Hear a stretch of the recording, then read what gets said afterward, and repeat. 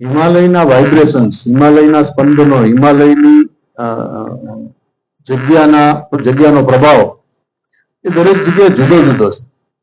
કાશ્મીરનો હિમાલય જુદો છે. જો બધે જ હિમાલયમાં સારા વિચાર આવતા હોત તો કાશ્મીરમાં ત્રાસવાદ ન થયો.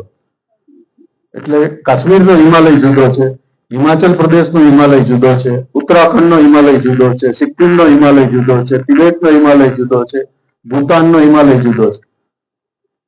એ આખી છે એક હિમાલયની પર્વતમાળા, આખી એક જ રેન્જ, પણ એના વાઇબ્રેશન્સ, એની અસરો, એની આસપાસના માણસોની ક્વોલિટી, ત્યાંની રહેન સહેન, રહેણી કહેણી, વાતાવરણ, પર્વતના પ્રકારો, બધું જુદું છે.